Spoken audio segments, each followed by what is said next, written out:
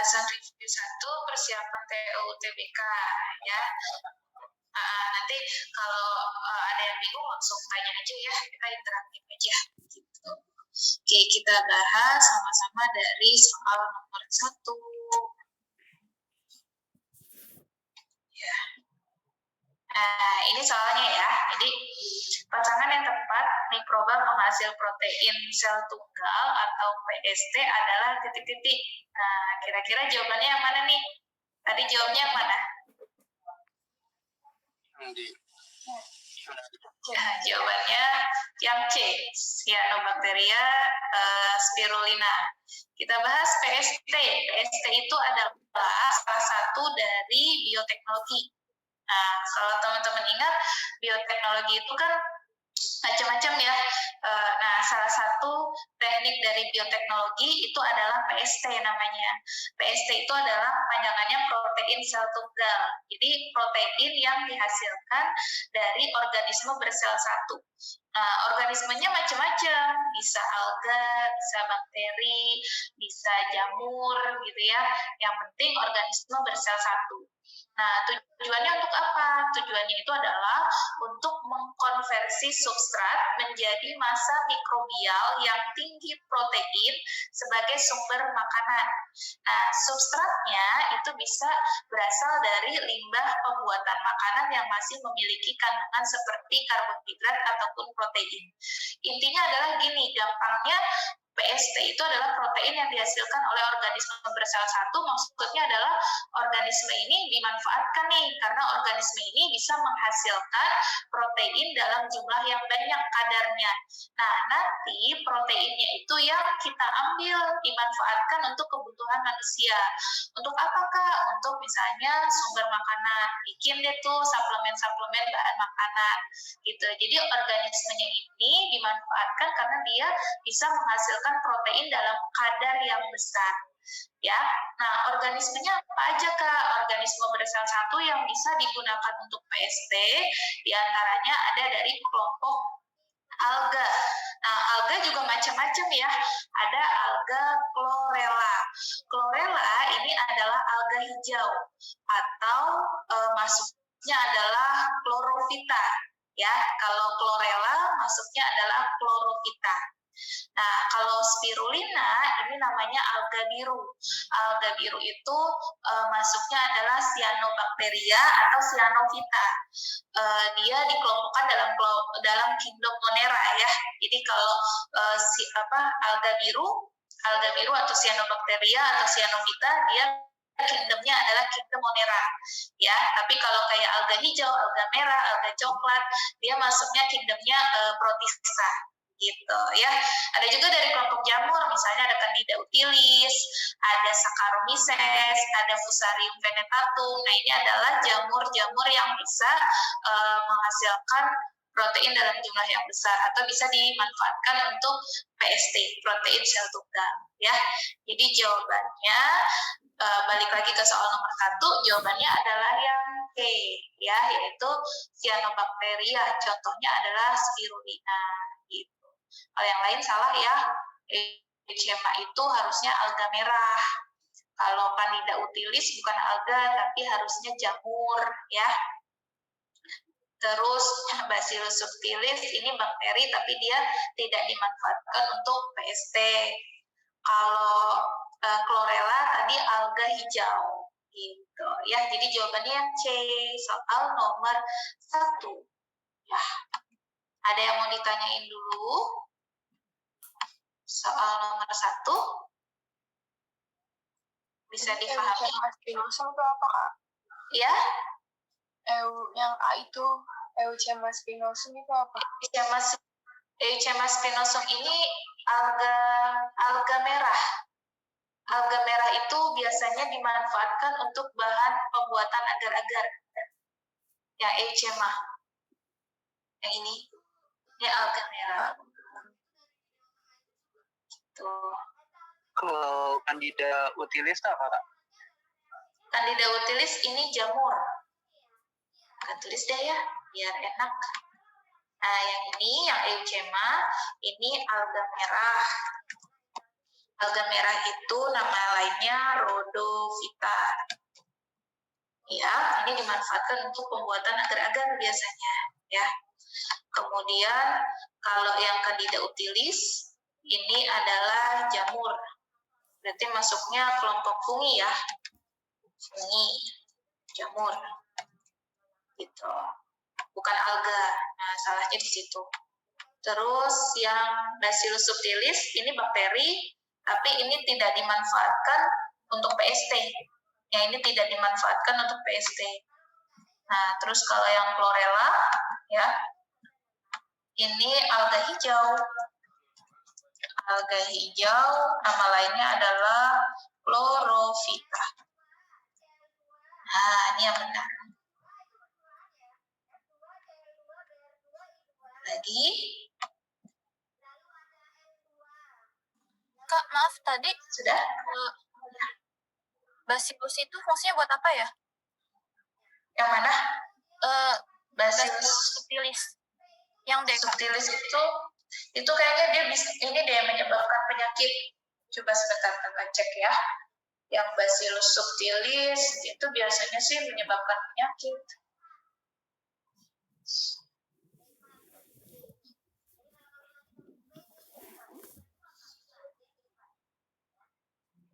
Itu bakteri gram positif, dia biasanya ditemukan di saluran pencernaan hewan-hewan ruminansia sama manusia, gitu.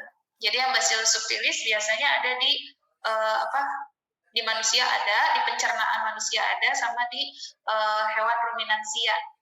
Gitu. Dia jenis bakteri gram positif. Oke, makasih Kak. Iya, sama-sama. Sudah, kita lanjut ya. Nanti kalau masih ada yang bingung lagi, tanya lagi boleh.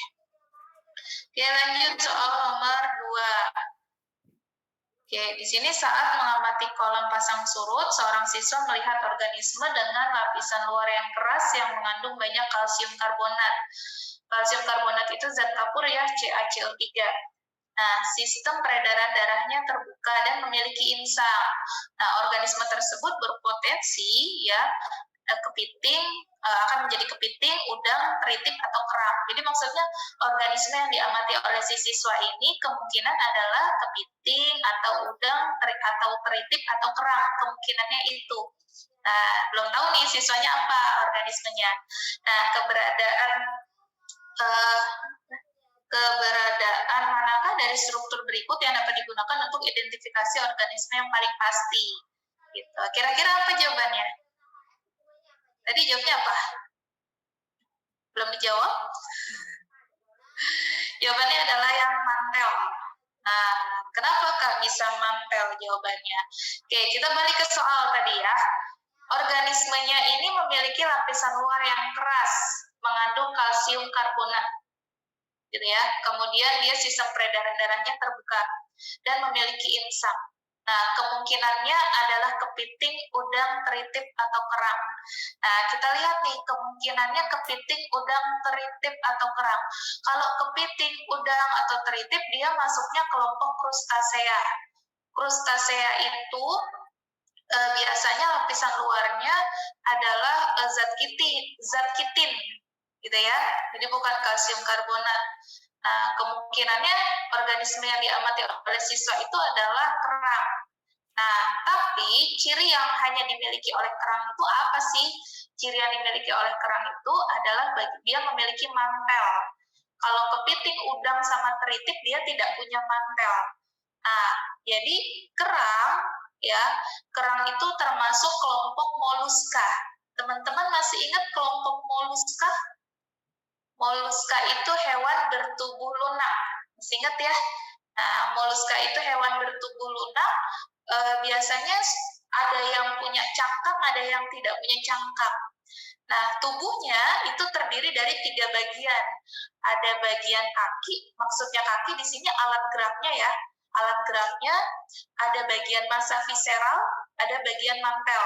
Gitu. Nah, ini hanya dimiliki oleh moluska saja nih, gitu ya. Nah, bagian kaki atau alat geraknya ini merupakan macam-macam ya. Alat geraknya ada yang merupakan penjuluran dari bagian ventral tubuhnya, dari otot perutnya gitu untuk bergerak.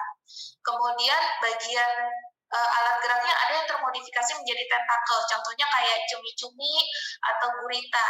Nah, alat geraknya atau kakinya termodifikasi menjadi tentakel. Kalau yang alat geraknya itu merupakan bagian ventral dari tubuhnya berupa otot yang bergerak, itu contohnya siput atau bekicot ya. Terus massa visceral itu adalah bagian yang lunaknya. Nah, jadi bayangin aja kalau bekicot atau siput bagian yang lunaknya, nah itu disebutnya massa visceral. Kerang bagian yang lunaknya, nah itu disebutnya massa visceral. Nah, di bagian massa visceral itu terdapat sistem pencernaannya, ekskresinya, reproduksinya gitu ya. Kemudian mantel ini adalah bagian yang menyelubungi membungkus massa visceralnya. Kebayang ya? Jadi massa visceral yang lunak dibungkus oleh mantel, baru ada cangkangnya gitu ya. Nah, bagian mantel ini merupakan jaringan tipis ya dan kuat pembungkus tubuh atau massa visceralnya. Kemudian dia membentuk rongga yang berisi cairan, dan mantel ini adalah yang mensekresikan bahan-bahan pembentuk cangkangnya tadi. Mau pada siput atau bekicot, mau pada kerang. Nah, bahan-bahan pembentuk cangkangnya itu berasal dari bagian mantelnya. Gitu ya. Jadi kalau misalnya ditanya, balik lagi ke adalah keberadaan struktur yang digunakan untuk identifikasi yang paling pasti itu adalah bagian mantelnya. Gitu. Karena mantel hanya dimiliki oleh si moluska saja. Contoh moluska adalah kerang. Gitu. Bisa difahami nggak maksud soalnya? Kak, mak dari zat kitin tadi apa? Zat kitin. Jadi kalau pada kepiting, udang, sama teritip itu lapisan luarnya ya itu tersusun atas zat kitin namanya. Itu tersusun atas kalsium karbonat. Itu bedanya. Bingung nggak? Ada yang bingung lagi?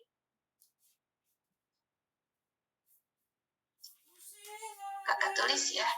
Kalau yang ini punya siapa? Yang punya apa? Kenapa? Kalau mata majemuk punya siapa, Kak? Kalau mata majemuk punya siapa, Kak? Mata majemuk itu biasanya dimiliki oleh insekta, serangga. Insekta atau serangga itu dimiliki oleh insekta. Tuh. Kalau rongga tubuh, simetri tubuh kan setiap makhluk hidup kalau simetri tubuhnya itu bilateral. Ini ya, kalau rongga tubuh semuanya sudah punya rongga tubuh sejati atau disebutnya selomata. Semuanya ya selomata sudah punya rongga tubuh sejati. Kalau simetri tubuhnya semuanya simetri tubuhnya bilateral oleh insekta.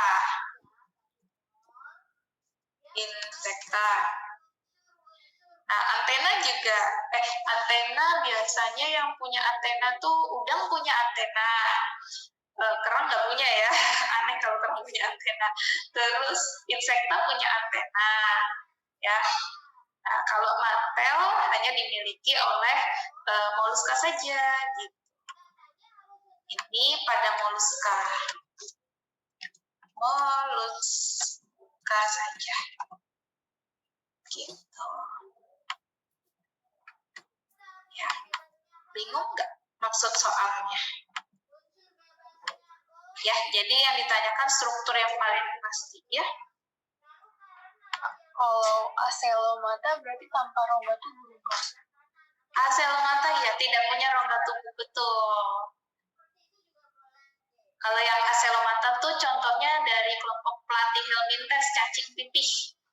Teman-teman masih ingat planaria nggak? Nah, dia aselomata. Gitu. Ada lagi? Sudah? Oke, lanjut ya. Lanjut soal berikutnya, soal nomor 3.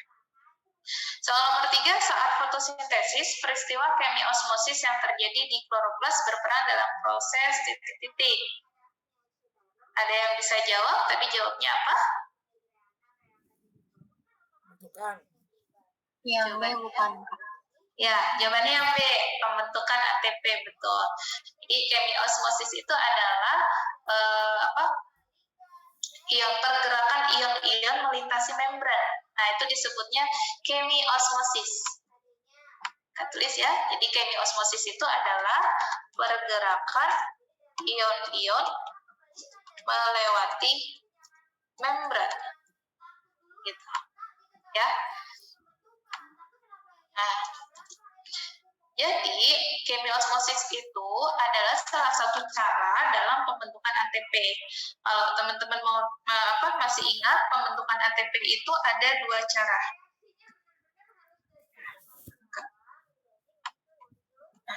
Jadi ada 2 cara.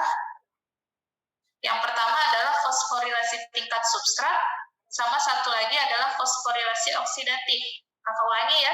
Jadi pembentukan ATP itu ada 2 cara, yaitu yang pertama fosforilasi tingkat substrat, yang kedua adalah fosforilasi oksidatif atau disebutnya kemiosmosis. Nah, apa bedanya, Kak? Bedanya adalah kalau fosforilasi tingkat substrat ini pembentukan ATP-nya adalah dengan mengikatkan satu gugus fosfat pada ADP. Kakak ulangi, pembentukan ATP-nya yaitu dengan pengikatan satu gugus fosfat pada ADP. ADP adalah adenosin difosfat. Dia mengikat satu gugus fosfat, ya kan, menjadi ATP. ATP adalah adenosin trifosfat. Ya, ADP tadi apa? Adenosin difosfat. Berarti punya 2 fosfat. Mengikat satu fosfat ya menjadi ATP, adenosin trifosfat, berarti punya 3 gugus fosfat. Nah, itu yang cara fosforilasi tingkat substrat. Contohnya apa? Contohnya pada peristiwa glikolisis atau pada peristiwa siklus Krebs. Ya, jadi pembentukan ATP pada peristiwa glikolisis atau pada peristiwa siklus Krebs itu pembentukan ATP-nya dengan cara fosforilasi tingkat substrat. Ya, itu yang pertama. Yang kedua, berkaitan dengan soal kemiosmosis. Nah, pembentukan ATP dengan kemiosmosis adalah dengan adanya pergerakan ion-ion melewati membran. Nah, contohnya ada peristiwa fotosintesis. Fotosintesis masih ingat ya, ada 2 reaksi. Reaksi terang sama reaksi gelap. Benar ya? Nah, kira-kira menurut teman-teman, pembentukan ATP-nya itu ada di reaksi terang atau di reaksi gelap? Terang, betul. Jadi pembentukan ATP pada fotosintesis terjadinya pada reaksi terang. Nah, pembentukannya itu dengan cara kemiosmosis. Ya, kemiosmosis tadi pergerakan ion-ion melintasi membran. Kalau mau diingetin lagi boleh. Ini ada gambarnya. Ini reaksi terang nih, reaksi terang dari fotosintesis. Teman-teman masih ingat ya, ada fotosistem 1 yang P700 sama fotosistem 2 yang P680 ya. Nah, di sini kan terjadi pergerakan, nggak cuma pergerakan ion saja, tapi ada aliran elektron. Nah, jadi kan ketika fotosistemnya tereksitasi, kehilangan elektron, maka nanti di sini ada aliran elektron. Elektron itu dialirkan dari P680, dialirkan ke P700. Nah, ketika ada aliran elektron, di sini ada ion H+ yang mengalir masuk ke dalam ruang tilakoid. Nah, ketika H+ itu masuk melewati membran, nah di dalam ruang tilakoidnya di sini konsentrasi H+-nya terlalu tinggi. Ya, oleh karena itu H+-nya nanti dikeluarkan oleh enzim ATP sintase, dia akan membentuk ATP. Gitu ya. Jadi pada reaksi terang. Ya, satu lagi kalau mau kakak tambahkan, kemiosmosis pembentukan ATP itu bisa terjadi pada transport elektron di respirasi sel. Teman-teman masih ingat ya, kan ada glikolisis, siklus Krebs, sama transport elektron ya. Nah, kalau glikolisis sama siklus Krebs, pembentukan ATP-nya menggunakan kemiosmosis. Ya. Oke, bisa dipahami? Ada yang mau ditanyakan dulu? Kak, fotofosforilisasi non-siklik ini apa, Kak? Reaksi siklik itu yang reaksi terang pada fotosintesis.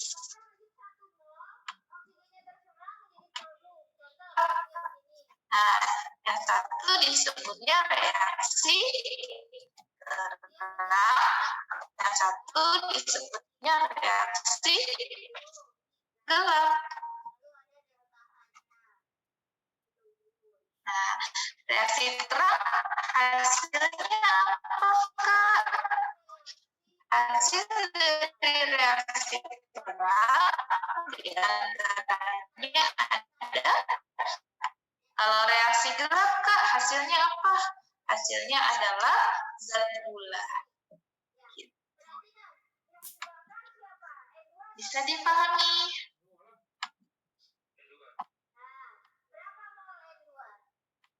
Bisa, Ada Kak. lagi yang mau ditanyakan?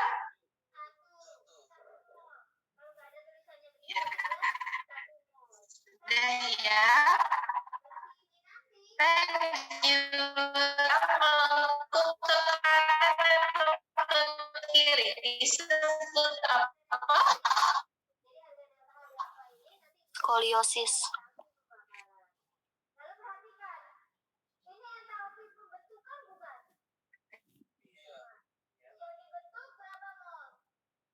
Sok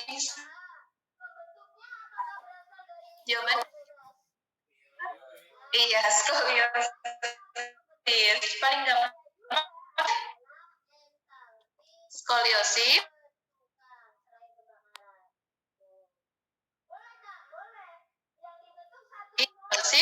sama Kifosis. kifosis. Nah, kakak kasih gambar ini mudah-mudahan nggak takut ya. Iya. Jadi gangguan kelainan kifosis ya, ini kelainan tulang belakangnya itu bengkok ke belakang, jadi kayak menyebabkan kita namanya kifosis. Nah, kalau dosis kebalikan dari kifosis, tulang belakang itu dia membengkok. Artris, kalau artris itu adalah radang sendi, peradangan pada sendi. Ya.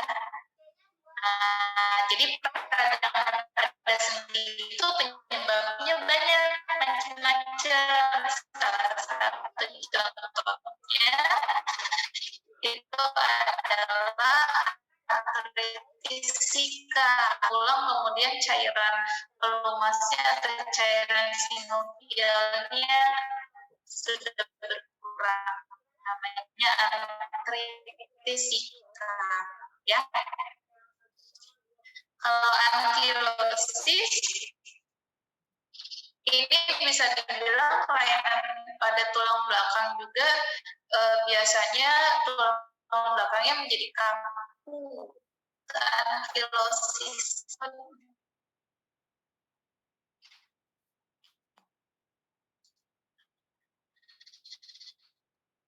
Oke, berikutnya.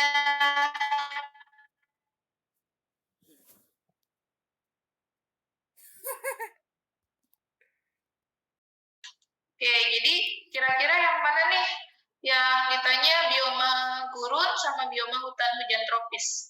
Huruf apa sama apa? C. dan F. Yang mana? C dan F. C dan F. Ya, jadi lihat aja di sini jari ini kan gambarnya berdasarkan rata hujan tahunan sama suhu tahunan. Nah, gurun. Nah, katanya coba kalau misalnya gurun, kira-kira curah hujannya bagaimana? Lebih rendah. Rendah. Rendah, benar ya. Jarang hujan ya. Iya, jadi karena gurun itu curah hujannya itu sangat rendah, maka di sini di huruf yang C, ya. Nah, hutan hujan tropis curah hujannya kebalikannya tuh tinggi kan ya, curah hujan bioma hutan hujan tropis curah hujannya kan tinggi, maka yang F, ya. Jadi gurun yang C, hutan hujan tropis itu yang F. Jawabannya yang ini nih, optionnya E, ya. Bisa ya, insya Allah ya. Nanti bisa dipelajari lagi tentang bioma-biomanya. Kak, yang A sampai F itu apa? Yang B sampai F itu apa? Ini bioma itu macam-macam ya. Juga selain gurun, ya itu ada bioma hutan hujan, bioma padang rumput. Nah, bioma padang rumput itu juga curah hujannya rendah biasanya. Jadi kira-kira yang D atau yang A ini kan curah hujannya juga rendah nih. Gugur. Nah, bioma hutan gugur juga curah hujannya tinggi, cuma lebih tinggi curah hujan pada hutan hujan tropis. Nah, kemungkinan yang E atau misalnya yang B itu bisa jadi bioma hutan gugur kayak gitu. Ya, dilihat dari curah hujannya aja itu bisa kelihatan kok. Ya, kalau bioma yang lainnya macam-macam sih, ada bioma tundra, ada bioma taiga. Ya, kalau bioma tundra itu daerah kutub. Kalau kutub kan dia udah masuk musim dingin ya, salju. Udah es semua kalau di kutub mah ya, gitu. Kalau taiga, bioma taiga cirinya banyak tumbuhan konifer kayak pinus ataupun cemaran, itu biomanya taiga. Tuh. Kalau dilihat di sini sih yang curah hujannya rendah kan bisa D, bisa A ya. Nah, ini mungkin kemungkinannya bisa jadi padang rumput karena padang rumput juga curah hujannya rendah. Ya, kalau B sama E di sini bisa jadi kayak hutan gugur itu bisa, ya. Ada lagi? Ini bioma gurun ya, bioma gurun. Ada ciri-cirinya bisa dilihat lagi ya. Bioma hutan hujan tropis gitu. Oke. Lanjut. Nah, soal nomor 6. Salah satu usaha untuk mencegah infeksi cacing Ascaris lumbricoides adalah titik-titik. Ada yang tahu cacing Ascaris itu cacing apa? Cacing Ascaris itu adalah cacing perut. Yang bikin anak-anak cacingan Ascaris lumbricoides. Ya. Nah, jadi biasanya kalau cacing perut atau cacing Ascaris ini, ya, dia itu telur Ascarisnya, telur cacingnya itu bisa menempel pada kayak makanan-makanan yang misalnya kurang bersih, kurang higienis, atau misalnya kalau anak-anak itu kan suka main di tempat yang kotor-kotor, yang ada telur cacingnya, terus nanti termakan lagi, masuk lagi ke tubuh manusia gitu. Ya, jadi salah satu usahanya ya itu adalah yang mana? Yang B, mencuci. Yang B, mencuci, memasak sayuran mentah sebelum dikonsumsi. Jadi kalau misalnya telur cacing itu biasanya nempelnya di makanan-makanan yang kurang bersih. Gitu, ya. Kita coba lihat ya siklus hidupnya. Oke, baik. Cacing Ascaris termasuk kelompok Nematelmintes. Kalau teman-teman masih ingat, cacing itu kan ada Platelmintes, ada Nematelmintes, ada Annelida. Nah, si cacing Ascaris, cacing perut ini dia masuknya Nematelmintes. Ya, dia parasit ya. Parasit di usus halus manusia. Ya. Kalau yang lainnya, yang termasuk Nemathelmintes ada cacing kremi, ada cacing tambang, ya, Ekator sama Ankylostoma, sama cacing yang menyebabkan penyakit kaki gajah, yaitu cacing filaria namanya, ya. Oke. Nah, di sini ada siklus hidup Ascaris nih, ya, siklus hidup Ascaris. Jadi si Ascaris, telur cacingnya, ya, itu biasanya nempel di makanan-makanan yang kotor, yang kurang bersih, gitu ya, misalnya nggak matang, gitu, nggak dicuci dan lain sebagainya. Nah, telur cacingnya itu nanti masuk ke dalam usus manusia. Nah, setelah itu telurnya menetas jadi larva. Nah, larvanya nanti ikut bersama aliran darah kemana? Paru-paru. Gitu, ikut bersama aliran darah ke paru-paru. Di paru-paru nanti dia jadi larva. Ya, jadi tadi telur cacing, kakak ulangi, telur cacing masuk ke usus halus. Di usus halus nanti menetas jadi larva, larvanya ikut bersama aliran darah ke paru-paru. Nah, di paru-paru nanti kembang sampai jadi cacing. Cacing Ascarisnya ada di usus halus, telurnya keluar bersama feses. Dan seterusnya. Gitu, ya. Itu siklus hidup Ascaris. Ya. Nah, ini ada kok keterangannya. Dia hidup di usus halus, nanti dia bertelur, telurnya termakan lagi sama manusia, masuk lagi ke usus halus, nanti menetas jadi larva, aliran darah ke paru-paru, kemudian berkembang lagi jadi cacing, cacingnya pindah dari paru-paru ke usus, lewat faring ke kerongkongan, kemudian ke usus. Siklus hidupnya. Ada yang mau ditanyakan? Jawabannya B ya, mencuci dan memasak sayuran mentah sebelum dikonsumsi itu untuk mencegah infeksi cacing Ascaris. Sudah? Oke, lanjut berikutnya. Soal nomor 7. Oke, sekarang kita bahas tentang kromosom. Bagian yang disebut chromatid sister ditunjukkan oleh nomor berapa? Ada yang bisa jawab tadi? Nomor? 1. 1, betul. Nomor 1 namanya chromatid sister. Coba kakak tanya nomor 2 apa namanya? Centromer. Kimitokon.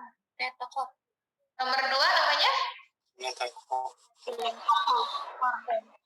Sentromer. Nomor 2 namanya sentromer. Bagian dari kromosom yang membagi menjadi 2 lengan. Ya, namanya sentromer. Yang nomor 3 apa namanya? Kinetokot.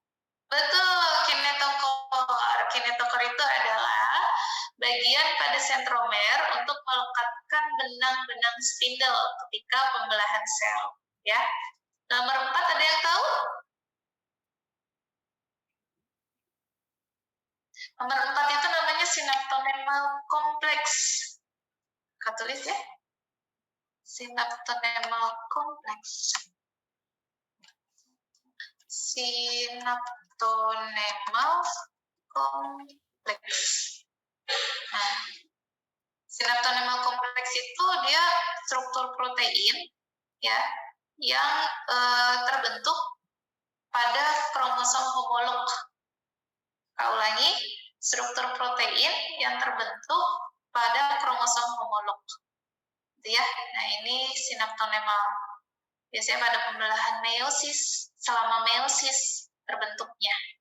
Ya. Yang nomor 5 ada yang tahu? Kromatid homolog. Ya. Kromatid homolog. Kromosom homolog. Oh iya. Jangan kromatid ya. kromatid sister. Nah, nomor 5 kromosom homolog. Betul. Yang nomor 5 ini namanya kromosom homolog. Homolog. Betul. Nah, ada masalah ya, bisa semua ya. 1 chromatid sister, 2 sentromer. Tulis deh. Sentromer. Terus 3-nya kinetokor. Kinetokor. Satunya chromatoster. Ya, insya Allah ya. Kita lanjut. Gambarnya yang bagus yang ini ya. Cuma tadi kakak kasih nomor 1, 2, 3, 4, 5-nya ya, biar tahu. Soal nomor 8. Di Pulau X terdapat tikus yang terdiri dari tikus warna putih. X hanya beberapa tikus yang dapat melarikan diri bertahan hidup. Populasi yang terbentuk setelah bencana hanya menyisakan tikus berwarna coklat, ya, tidak dengan tikus yang berwarna putih. Nah, fenomena tersebut dapat digambarkan sebagai titik-titik. Ada yang bisa jawab? Jawabannya adalah jawabannya adalah yang C, bottleneck effect. Ya, bottleneck effect itu efek leher botol, bahasa Indonesia-nya sih itu. Maksudnya adalah ini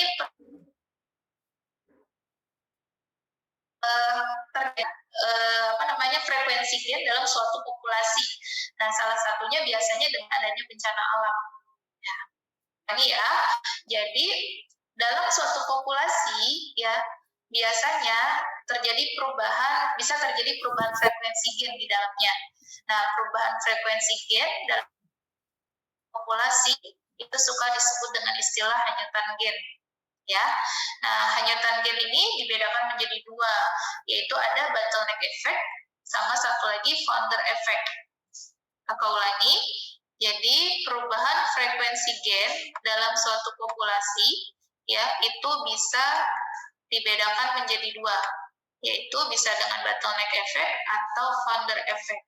Bedanya apa? Bedanya adalah kalau bottleneck effect itu perubahan frekuensi gen dalam suatu populasi yang biasanya disebabkan karena terjadinya bencana alam. Contohnya yang tadi, dalam suatu populasi, ada tikus warna putih, ada tikus warna coklat. Kemudian terjadi bencana alam. Nah, setelah terjadi bencana alam, ternyata tikus yang warnanya putih tidak ada tuh habis. Yang ada hanya tikus yang warnanya coklat.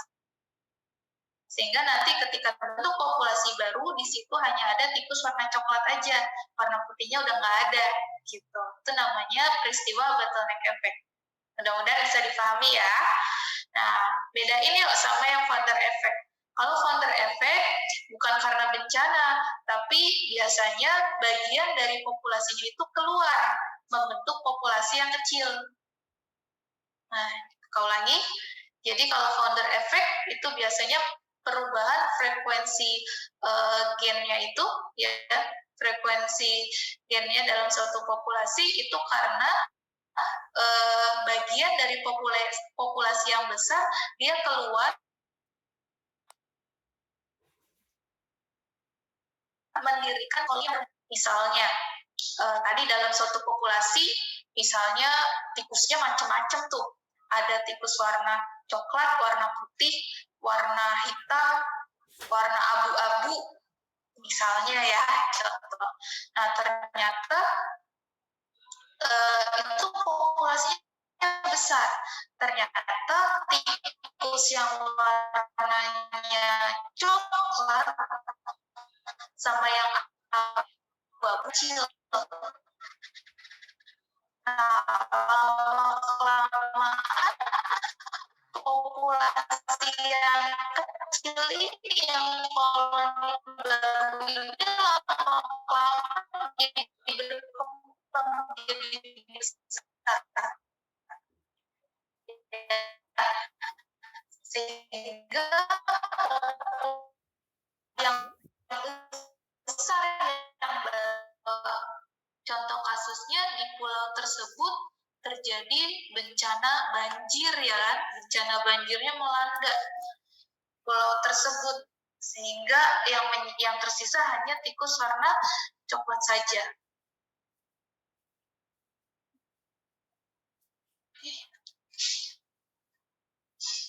Bisa dipahami? Bisa. Ya, oke. Ada yang mau ditanyain soal nomor 8? minta dijelasin Udah? dong yang founder apa sih itu? Tadi apa ya? Founder Secara effect. singkat aja Kak. Oh iya, founder effect ya. Founder effect tuh gini. Kakak kasih contoh. Misalnya di sini ada populasi yang besar. Ini populasi besar. Di dalamnya misalnya ada individunya misalnya ada merah, ada individu misalnya merah, kemudian ada kuning, kemudian ada hijau, ada misalnya coklat, kemudian misalnya ada lagi biru, gitu ya. Ada lagi misalnya apa lagi, abu-abu.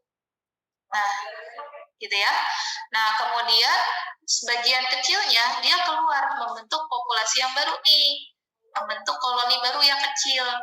Nah, yang di dalamnya ini cuman ada individunya misalnya kuning sama misalnya biru gitu. Gitu. Nah, lama-kelamaan populasi atau koloni yang baru ini dia akan berkembang menjadi populasi yang besar. Nah, populasi yang besar ini berarti di dalamnya bukan macam-macam kayak awal lagi, tapi di sini cuma ada individunya apa? Cuma ada kuning sama biru saja. Kuning sama biru saja individunya. Tidak ada merah, tidak ada hijau, tidak ada hitam, tidak ada abu-abu misalnya seperti itu. Ya. Oke Kak, terima kasih Kak. Nah, itu founder effect. Contohnya seperti itu, contoh gampangnya. Kalau bottleneck effect kan gampang, cirinya karena ada bencana alam. Tapi kalau yang founder effect, dia keluar dari populasi besar, membentuk koloni barunya lama-kelamaan menjadi besar. Ya, sip. Lanjut. Nah, berikutnya. Protein penyusun membran plasma yang tidak berfungsi sebagai titik-titik. Yang mana jawabannya?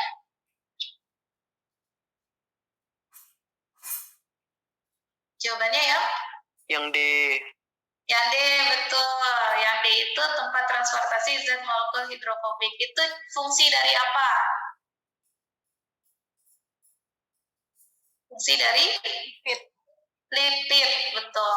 Ya, nggak ada masalah ya. Jadi protein penyusun membran plasma fungsinya adalah sebagai tempat reaksi enzimatis benar, pengenalan sel dengan sel benar, perlekatan antar sel benar, transduksi sinyal benar. Ya, kalau transportasi zat molekul hidrofobik itu lewatnya fosfolipid, ya. Oke, nggak ada masalah ya. Nah, itu fungsi protein. Berikutnya, nomor 10. Ada gambar contoh tumbuhan paku yang punya siklus hidup seperti gambar adalah B. apa nih? Paku ekor kuda, betul yang B. Nah, jadi kalau lihat ini sporanya, dia menghasilkan spora, tapi jenisnya beda. Yang satu spora jantan karena dia menghasilkan gametofit jantan. Yang satu spora betina karena dia menghasilkan gametofit betina. Ya, berarti paku ini adalah paku peralihan. Paku yang menghasilkan spora dengan jenis yang berbeda. Ya, jenis kelaminnya berbeda. Yang satu spora jantan, satu spora betina. Nah, contoh dari paku peralihan adalah paku ekor kuda atau Equisetum debile nama lainnya. Ya, jadi paku peralihan ya menghasilkan spora dengan bentuknya sama tapi jenis kelaminnya berbeda. Spora jantan, spora betina. Namanya Equisetum debile. Ya.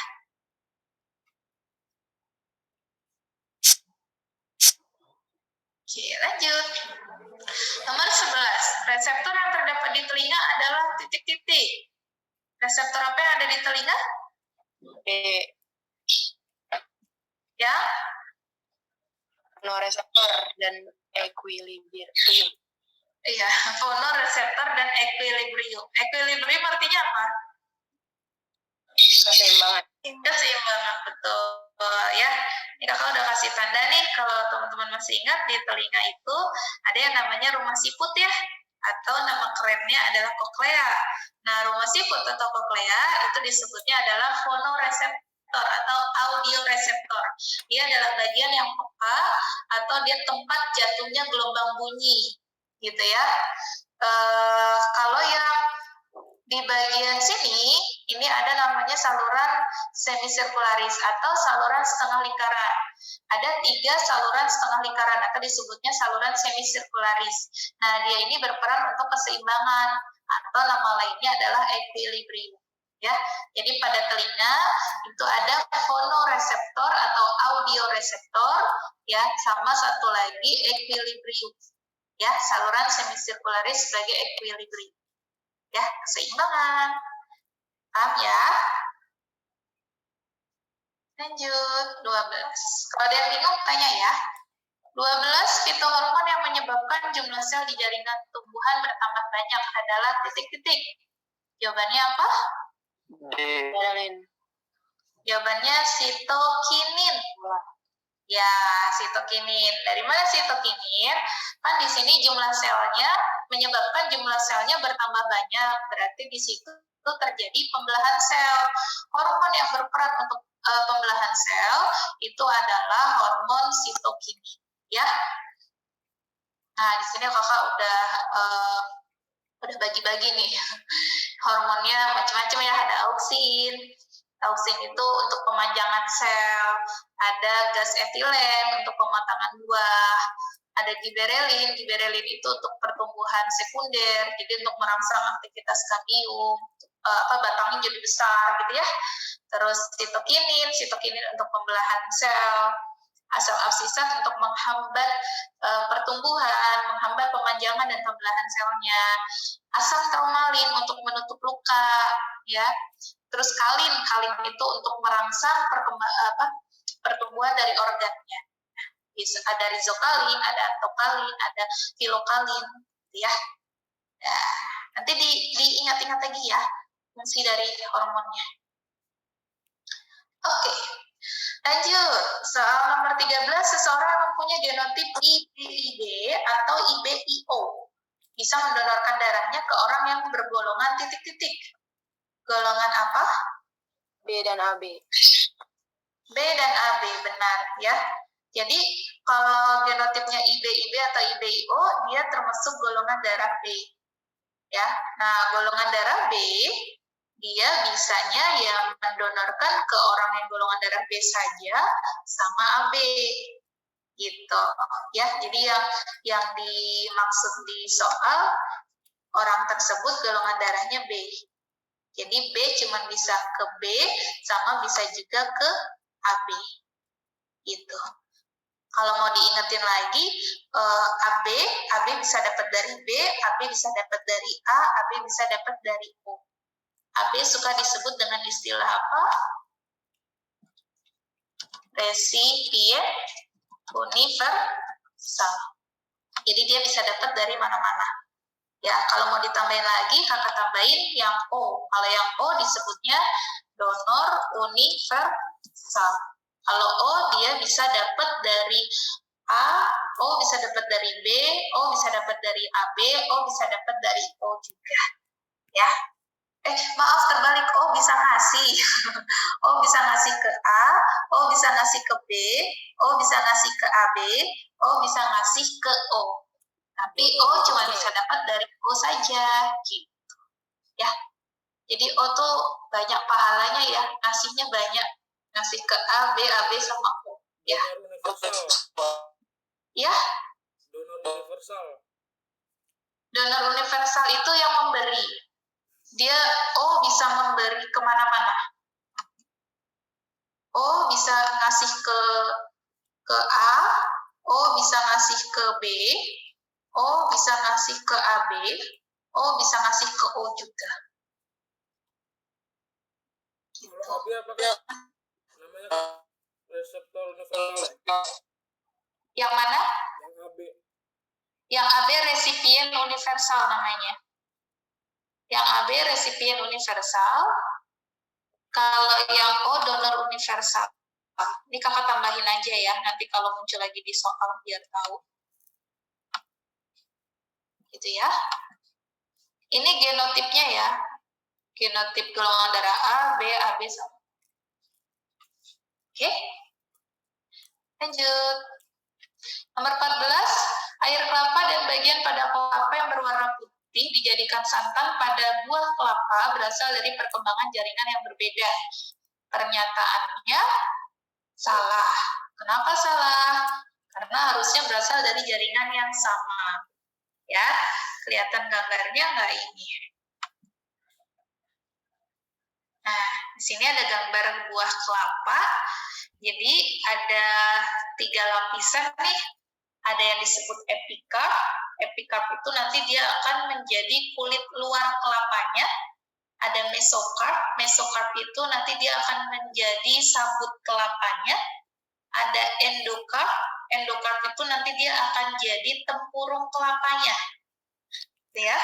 Nah, kemudian ada jaringan endosperm. Ada bagian endosperm. Endosperm itu kalau di sini tulisnya daging buah ya. Endosperm itu cadangan makanan. Endosperm nanti terdiri dari daging buah yang warnanya putih yang buat santan itu sama air kelapa. Kita ulangi. Jadi endosperm itu terdiri dari daging buahnya yang warnanya putih yang buat santan yang kita makan sama air kelapanya. Gitu ya.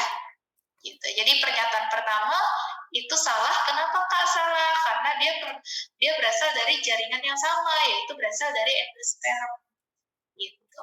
Alasannya di situ ya. Terus air kelapa merupakan endosperm, sedangkan bagian pada kelapa yang berwarna putih merupakan mesocarp. Nah, itu salah juga ya. Jadi kalau air kelapa itu endosperm benar, bagian kelapa yang warnanya putih yang dijadikan santan itu juga endosperm juga. Ya. Jadi salah-salah, jawabannya yang E. Saya. Nah, satu lagi terakhir.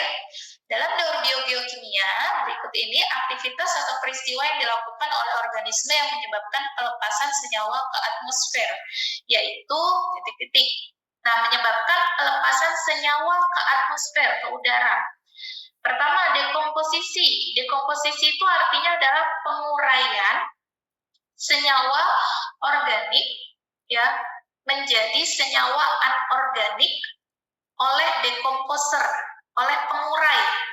Contohnya bakteri atau jamur. Nah, peristiwa dekomposisi itu melepaskan senyawa karbon dioksida ke udara, ke atmosfer. Berarti satu benar, ya. Kemudian yang kedua, denitrifikasi. Denitrifikasi adalah pelepasan unsur nitrogen ke udara, ke atmosfer. Ya, biasanya terdapat pada daur nitrogen atau siklus nitrogen.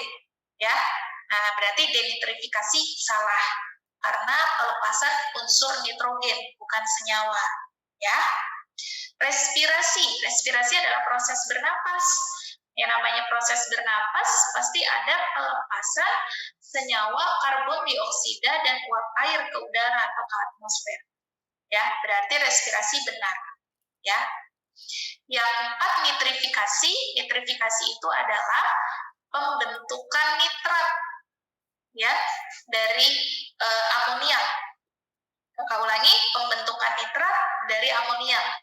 Biasanya terdapat pada daur atau siklus nitrogen. Ya, jadi jawabannya yang mana? 1, dekomposisi sama respirasi. Ya, jawabannya 1 dan 3, jadi B. Kak, dekomposisi tadi apa, Kak? Yang mana? Dekomposisi tadi apa? Dekomposisi proses penguraian. Penguraian.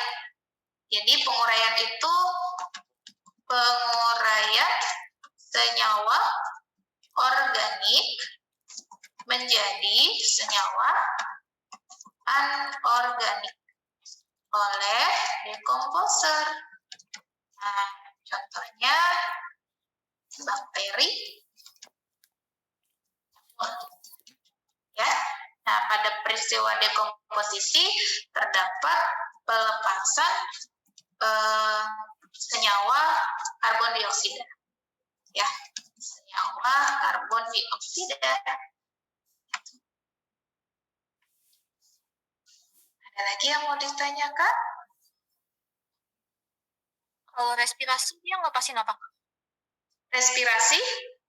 Respirasi kan proses bernapas. Iya, ngelepasin apa? Melepaskan karbon dioksida dong. Ya kan? Kan kita kalau bernapas apa sih? Menghirup udara berupa oksigen dan mengeluarkan senyawa karbon dioksida dan uap air. Gitu ya? Kak. Ya. Lagi. Kalau denitrifikasi apa, Kak? Denitrifikasi pelepasan unsur nitrogen. Denitrifikasi.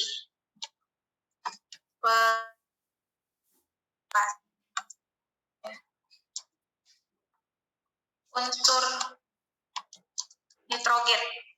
Bukan senyawa ya, yang ditanya kan tadi senyawa. Ya nggak? Yang ditanya senyawa nih. Kakak garis bawah. Terima kasih. Kalau nitrifikasi, pembentukan nitrat.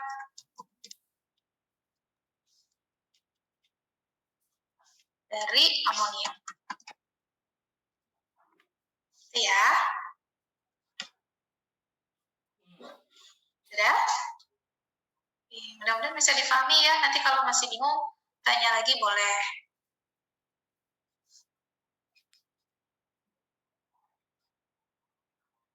Ada yang mau ditanya lagi?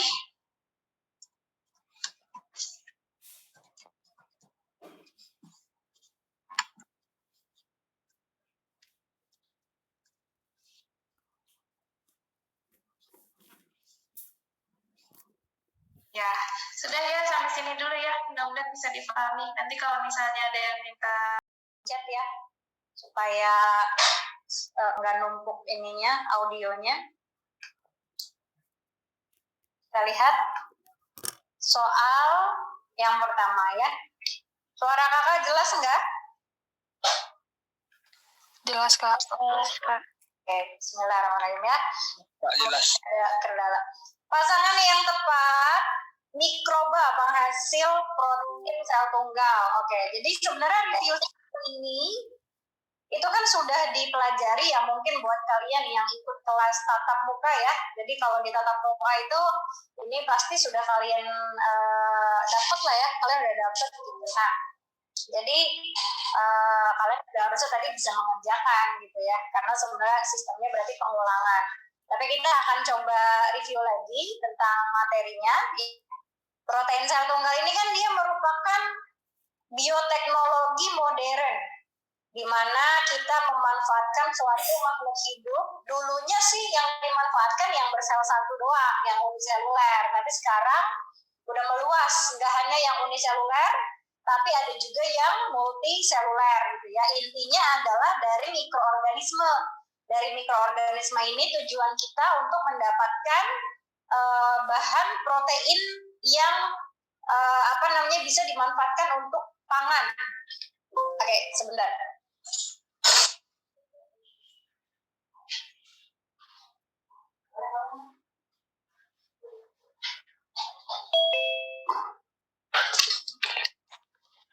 Nah, kita lihat ya, organisme apa saja yang bisa digunakan untuk protein sel tunggal. Jadi protein sel tunggal itu ada yang pertama bisa pakai yang namanya alga hijau.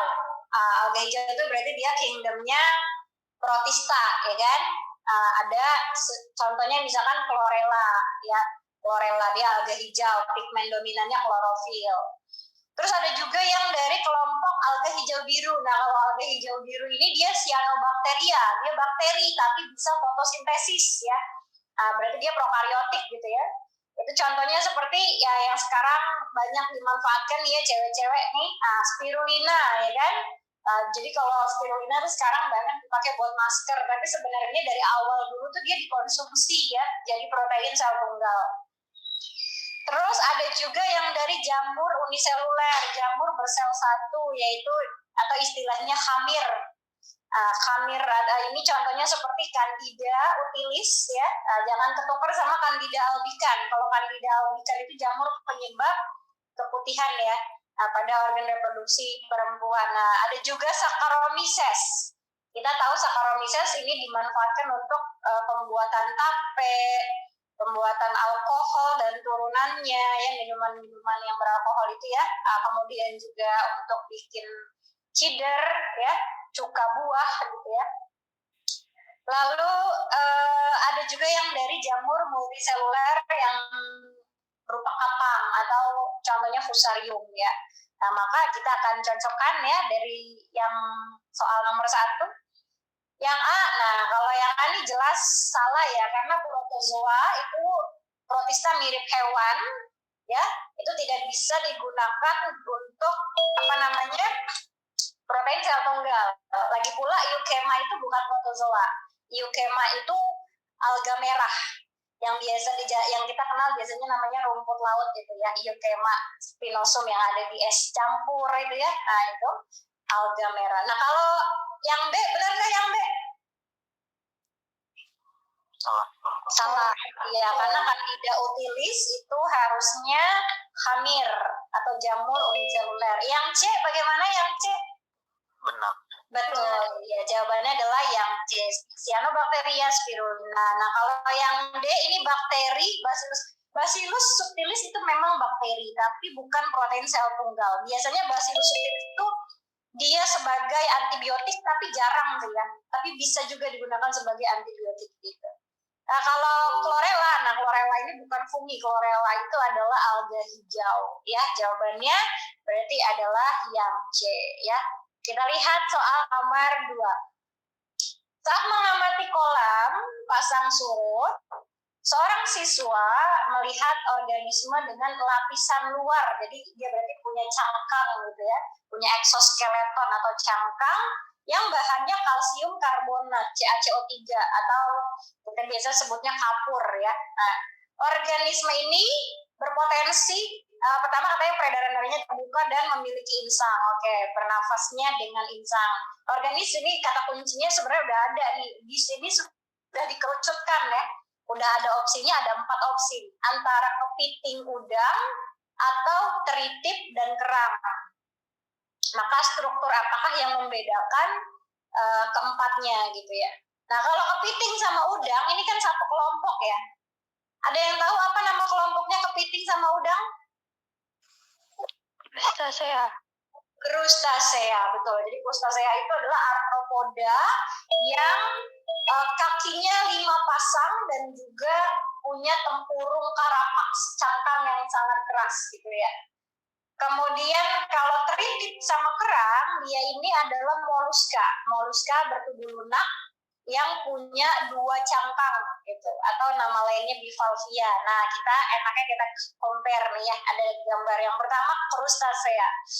Jadi arthropoda itu dasar klasifikasinya karena arthro, ruas, poda, kaki. Jadi dia tubuh dan kakinya berruas-ruas atau bersegmen-segmen, ya kan? Nah, kakinya berruas-ruas.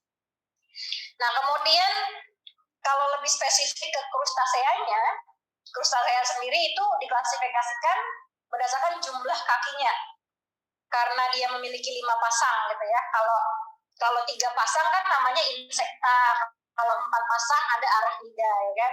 Kalau kakinya banyak ada namanya myriapoda. Nah, karena kakinya 5 pasang dia masuk ke dalam Crustacea. Terus dia punya karapaks. Karapaks itu tempurung gitu di bagian di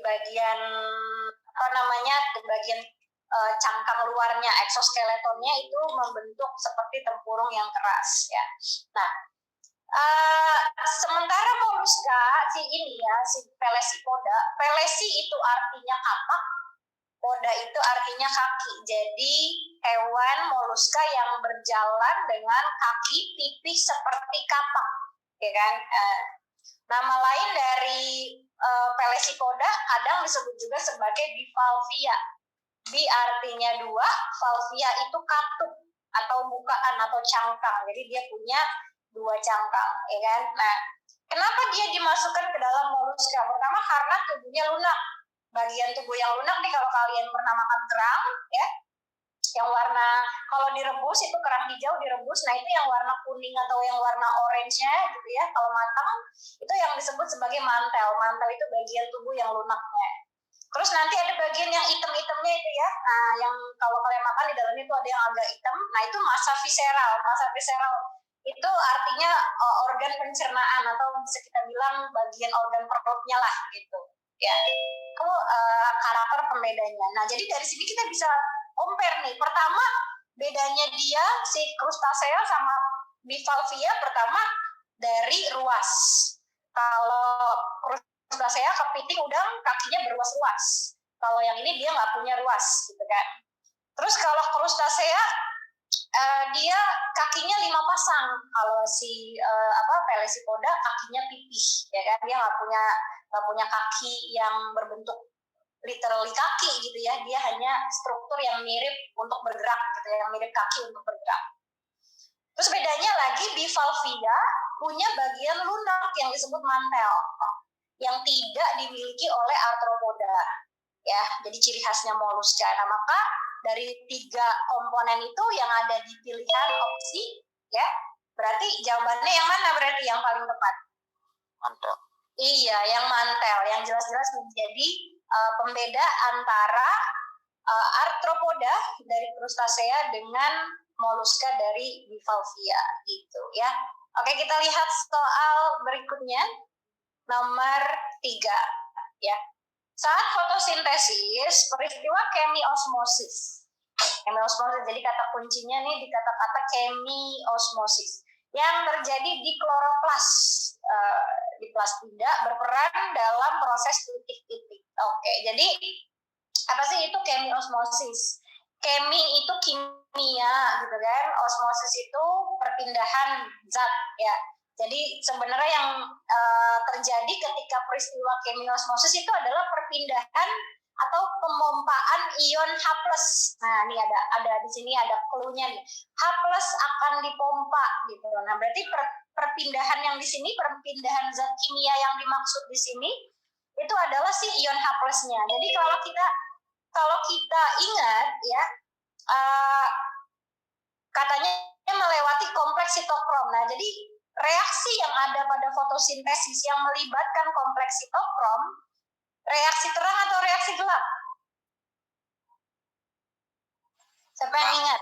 Reaksi terang, betul. Karena pertama terjadinya kompleks sitokrom itu terjadinya di membran tilakoid ya.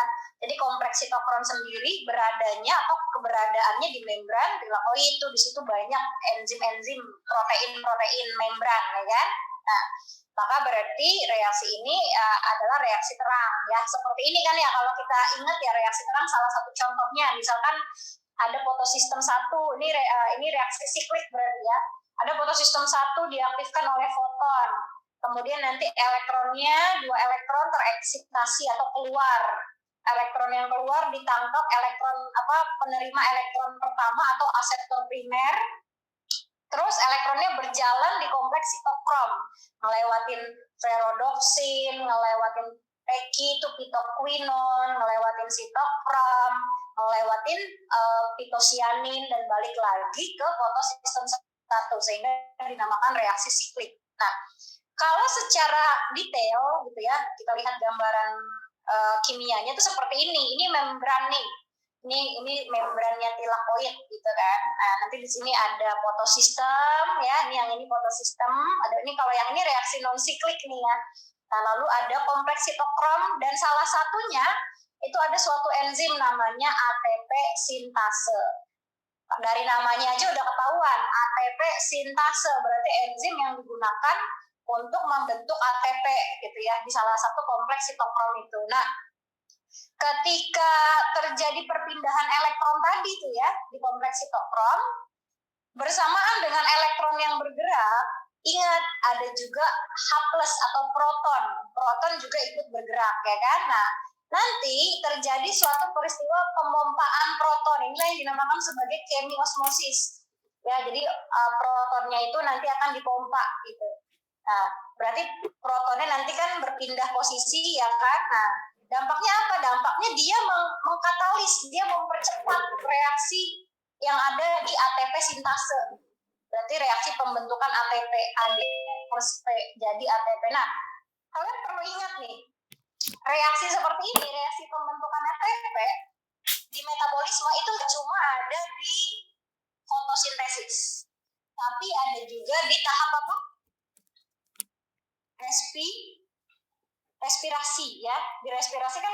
pembentukan ATP ya di transport elektron.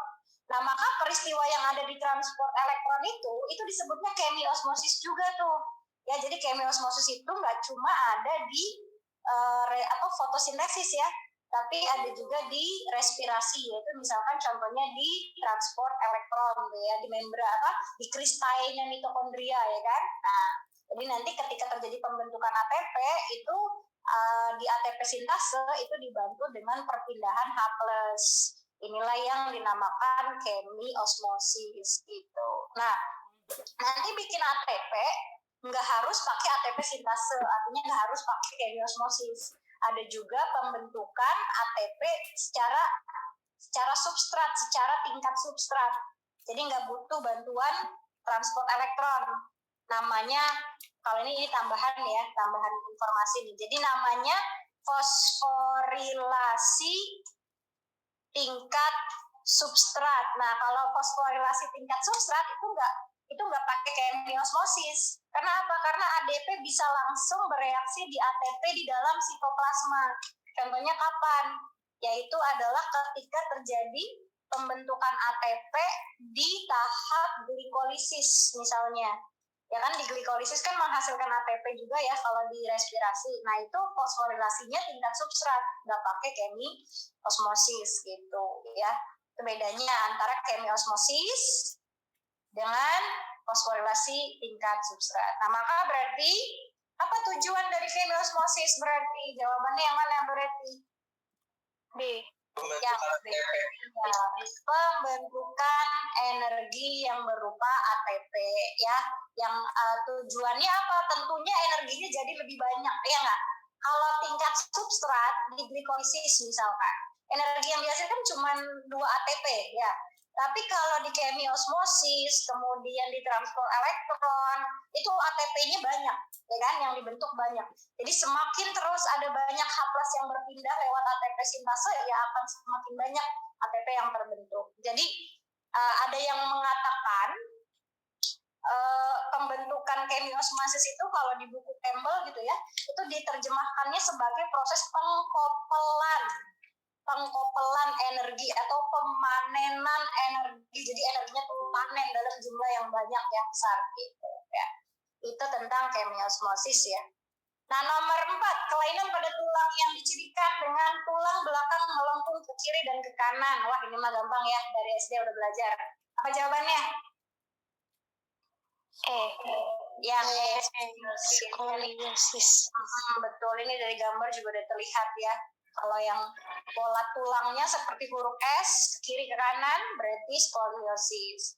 Kalau yang membusung ke depan, berarti lordosis. Kalau yang bungkuk kayak aki-aki, berarti kifosis. Nanti ada ankilosis, ada juga artritis. Nah, kalau ini dia bukan pada kelainan tulang belakang, tapi pada persendian. Ya, kalau ankilosis itu sendinya nggak bisa digerakkan, jadi sakit kalau kaku, sendinya kaku gitu. Nah, kalau artritis, nah ini yang cukup banyak jenisnya nih ya, artritis. Jadi artritis itu adalah peradangan pada artro itu ruas atau sendi, radang pada sendi. Nanti radang pada sendi itu bisa karena genetik, bisa karena kanker di sendinya, bisa karena kurang cairan pelumas sendi, bisa karena kebanyakan asam urat ya. Itu yang dikenal dengan istilahnya artritis ya. Ada pertanyaan nggak sampai sini? Bisa ya, lancar ya. Ada yang lancar, nanti kalau putus-putus mungkin kalian coba cari tempat posisi yang jaringannya agak lancar ya.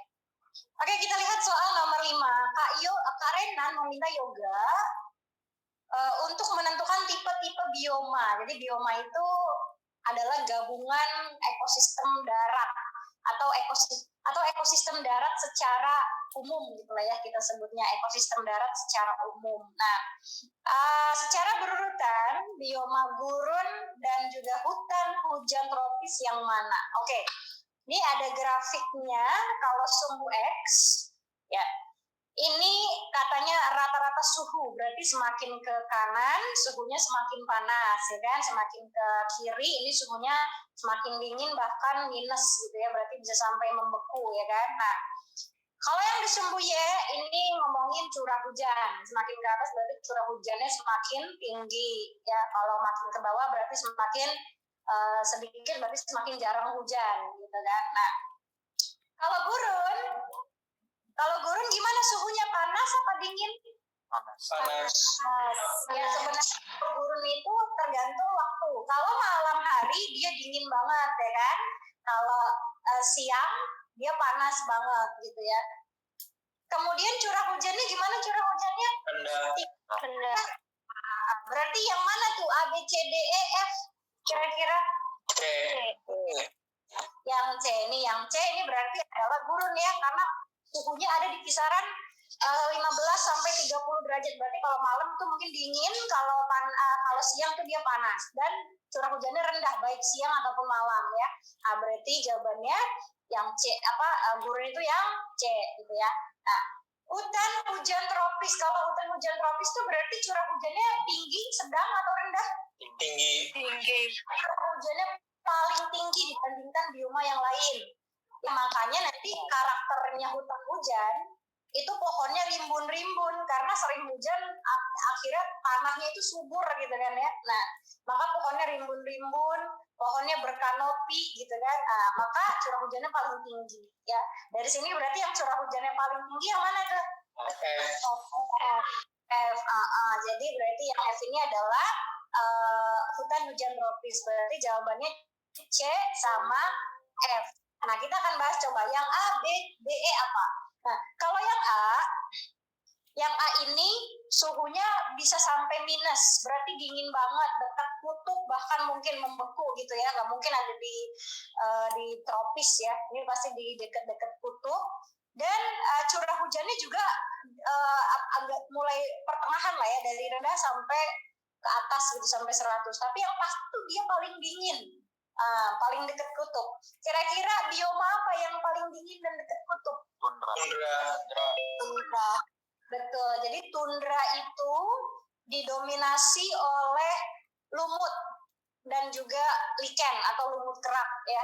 Dia tuh kayak hamparan lapangan, tapi ada sedikit tanaman-tanamannya gitu ya. Nah, kalau yang B ini kisaran suhunya dingin ya. Ini mulai di atas berarti 0 derajat kira-kira ya. 0 derajat sampai sekitar 15 derajat. Jadi suhunya dingin tapi nggak sampai membeku. Dan curah hujannya lebih tinggi, berarti artinya pohonnya agak lebih besar-besar gitu ya. Nah, kira-kira bioma apa? Taiga. Ya, contohnya taiga itu kalau orang Bogor misalkan punya hutan pinus ya, ada di Gunung Pancar gitu kan, di Sentul, kalau di daerah Jabodetabek. Nah, itu kan didominasi oleh hutan pinus, suhunya dingin kalau di daerah Bogor situ kan ya. Kemudian atau hutan cemara ya, betul, itu dikenal dengan taiga ya, makanya pohonnya juga gede-gede ya gitu. Tapi suhunya dingin, evergreen, dia selalu hijau gitu. Nah, kalau yang D ini agak panas dikit kayak gurun, tapi curah hujannya agak lebih tinggi sedikit gitu. Jadi masih ada sedikit pohon-pohonannya lah. Panas tapi masih ada pohon-pohonannya. Apakah itu? Savana. Savana tuh di mana contohnya paling besar tuh savana? Ada yang tahu savana?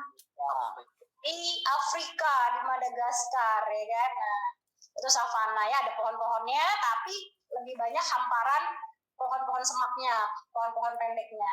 Nah, kalau yang E, ini suhunya relatif nih. Ada yang kadang kayak gurun dia nih. Kadang 15 derajat, kadang dingin, kadang panas. Dan curah hujannya tuh kadang rendah, kadang tinggi. Nah, ini adalah hutan gugur. Ya, berarti ini ada di negara 4 musim ya. Yang kadang musim semi, kadang musim panas gitu ya.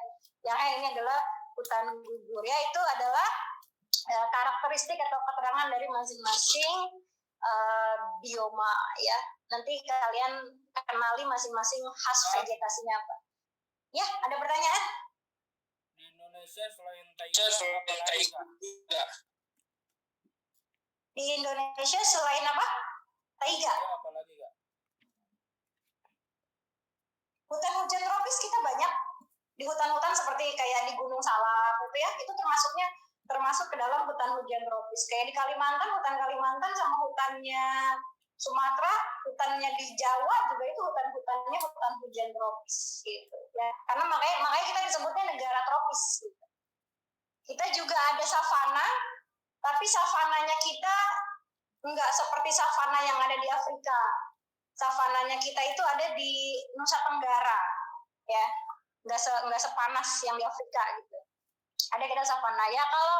Kalau tundra kayaknya walaupun kita punya suhu dingin di Papua, di Jayawijaya ya, tapi kayaknya nggak ada ekosistem tundra di sana ya. Gitu. Kalau tundra dia lebih dekat ke kutub. Gitu bisa ya. Next nomor 6 ya, salah satu usaha mencegah infeksi cacing Ascaris lumbricoides. Oke, nih. Cacing Ascaris lumbricoides itu nama lainnya apa? Ada yang tahu nggak? Cacing perut. Cacing gelang. Cacing perut itu yang bentuknya kayak spaghetti ya, kayak gini nih. Nah, ya, jadi itu badannya tuh bulat gitu, kayak mie gitu ya. Nah, jadi cacing perut ini, Ascaris ini dia ketika misalkan ada seorang yang mengeluarkan feses, dia kan biasanya keluar bersama feses telur-telurnya ya. Bahkan cacingnya juga bisa keluar bersama feses gitu kalau habis minum obat cacing. Nah, ini si feses ini nanti berarti berisi telur dari dari si cacing Ascaris. Nah, otomatis ketika feses itu mencemari perairan, mencemari sawah misalkan ya, kalau orang-orang yang di daerah pedesaan kan kadang BAB-nya masih langsung ke sawah, langsung ke kolam ikan gitu kan ya. Nah, maka ketika kita bermain di tanah area tersebut atau di rawa-rawa tersebut, atau misalkan kita konsumsi sayur-sayuran dari sawah tersebut ya, tanaman dari sawah tersebut, ya otomatis telurnya akan ikut masuk. Apalagi kalau misalkan yang doyan makan lalapan, sayur-sayurnya mentah gitu kan, nah ya udah langsung masuk deh dia tuh kan tanpa dimasak misalnya gitu ya. Nah, maka otomatis nanti bisa menularkan atau menginfeksi dirinya lagi, atau bisa juga menginfeksi manusia lain yang belum terinfeksi cacing perut. Nah, maka yang bisa dilakukan untuk mencegahnya yang berkaitan dengan tadi ya, berarti dengan penularannya adalah yang B. Yang B yaitu dengan mencuci dan memasak sayuran mentah sebelum dikonsumsi. Nah, kalau yang A tidak memakan daging sapi. Nah, daging sapi ini dia nggak ada kaitannya sama cacing perut ya. Karena yang ada di daging sapi atau di ototnya sapi itu adalah cacing pita. Jadi bentuk cacing pita yaitu bentuknya adalah larva. Jadi kalau kalian melihat daging sapi gitu di abang-abang daging gitu ya, dilihat ada nggak larva Cysticercusnya tuh, nanti kelihatan tuh. Kalau ada nanti dia berpotensi masuk ke dalam tubuh kita dan berkembang di usus besar menjadi cacing dewasa. Spesiesnya namanya Taenia saginata. Kalau yang inangnya babi, apa inangnya babi? Taenia solium ya. Jadi ada Taenia saginata, ada Taenia solium. Taenia saginata inangnya sapi, Taenia solium inangnya babi. Nah, kalau menggunakan alas kaki keluar rumah, ini adalah cacing yang bisa nembus lewat kulit, yaitu cacing tambang. Namanya Ankylostoma duodenale. Pertama kali ditemukannya di area pertambangan. Makanya orang-orang yang kerja di pertambangan wajib pakai safety boots gitu ya. Kemudian kalau bekicot air tawar atau siput air tawar ini menjadi inang perantara dari cacing hati atau Fasciola hepatica, di mana nanti dia menjadi inang sementara. Yang menjadi inang permanen itu adalah si bekicot, bukan bekicot air tawar tapi manusia, sapi, mamalia gitu ya, mamalia. Nah, kalau membasmi populasi nyamuk, nah ada nyamuk yang bisa menularkan suatu larva cacing namanya cacing filaria. Cacing ini nanti bisa menghambat getah bening kita sehingga nanti jadi bengkak ya kaki kita, jadi pembengkakan getah bening ya. Nah, sehingga dikenal dengan penyakit namanya adalah penyakit apa, ada yang tahu nama penyakitnya? Iya, penyakit gajah atau nama lainnya adalah filariasis. Ya, filariasis atau terinfeksi cacing filaria. Siapa yang tahu nama nyamuknya, nyamuk apa? Spesies nyamuknya. Ayo, depannya C. Nyamuk? Culex. Culex, iya betul. Jadi nyamuk culex itu adalah inang perantara, pembawa dari cacing filaria. Ya, jawabannya yang B. Nomor berikutnya, chromatid sister. Oh, ini udah kakak kasih nih gambar aslinya nih. Kalian tinggal cocokin ya kan? Nah, mana tuh yang berarti chromatid sister? Nomor 5. Nomor 5 ya, jangan kejebak sama posisinya. Walaupun sama-sama posisinya di bawah sini, tapi yang ditunjuk beda ya. Kalau nomor 5, ini yang ditunjuk adalah yang ini. Kromosom homolog, yaitu bagian kromosom depan sama kromosom belakang ini berpasangan. Jadi pasangan kromosom homolog nomor 5. Kalau yang disebut kromatid, itu adalah 2 lengan dari si suatu kromosom ini. Nah, berarti kalau di sini sih memang yang bawah sini nih ya, chromatid sister sama-sama warna merah ini nih. Nah, kalau di sini berarti nomor berapa tadi? Bukan nomor 5 tapi nomor 1. Terus kalau yang di sini nanti ada area namanya sentromer. Nah, nanti di sentromer itu ada protein yang disebut sebagai kinetokor. Kinetokor itu untuk menempel atau melekatnya benang spindle ketika terjadi pembelahan sel ya. Nah, terus yang garis ini namanya sinapsis. Ya, sinapsis. Jadi sinapsis itu perlekatan atau penempelan kromosom homolog sehingga nanti kromosomnya ini jadi punya 4 lengan, 4 kromatid. Apa istilahnya kalau mereka punya 4 kromatid? Tetrat. Iya, jadi yang dimaksud dengan istilah tetrat itu kayak gini ya, seperti gambar ini. Ini namanya tetrat gitu. Pada saat profase ya. Bisa ya? Itu tentang struktur kromosom ya. Next, kita lihat di Pulau X terdapat populasi tikus yang terdiri dari tikus berwarna putih dan coklat. Oke, jadi awalnya ada tikus putih dan coklat. Kemudian ada banjir besar. Kalau banjir besar ini dia termasuknya berarti musibah gitu ya, bencana alam ya kan. Kalau bencana alam itu pilih-pilih individu nggak? Enggak, siapa aja bisa kena ya kan, tergantung takdir nasibnya ya. Nah, jadi ternyata takdirnya berkata hanya menyisakan tikus berwarna coklat dan akhirnya tidak ada tikus berwarna putih. Berarti yang awalnya heterogen akhirnya menjadi lebih homogen. Ya, yang tadinya sangat bervariasi jadi lebih sedikit variasinya. Nah, ini yang dikatakan sebagai hanyutan gen atau genetic drift. Nah, jadi genetic drift itu merupakan suatu peristiwa yang menyebabkan terjadinya perubahan frekuensi gen. Jadi yang tadinya frekuensinya gennya bermacam-macam, ada yang homozigot, ada yang heterozigot, ya. Ternyata jadi lebih sedikit gennya, sifat-sifatnya jadi lebih sedikit. Nah, ini terjadinya biasanya pada evolusi skala kecil atau dikenal dengan mikroevolusi. Ada 2 jenis, ada bottleneck effect, ada founder effect. Dan ini pernah kita bahas di semester kemarin ya. Jawabannya kalau bencana alam, bottleneck effect berarti ya. Nah, karena bencana alam itu dia nggak pilih-pilih, ibaratnya seperti leher botol. Kalau kita keluarin dari leher botol, ya udah yang keluar yang dekat mulut botol. Kalau founder effect ini dikenal dengan efek pendiri, yaitu ketika suatu populasi membentuk populasi lain atau dikenal dengan subpopulasi baru, atau jadi membentuk populasi baru. Gitu. Misalkan orang albino berkumpul bikin suatu komunitas di Jakarta Timur misalkan, terus mereka tinggal di daerah tersebut dan kawin dengan sesamanya saja. Nah, itu berarti founder effect. Gitu.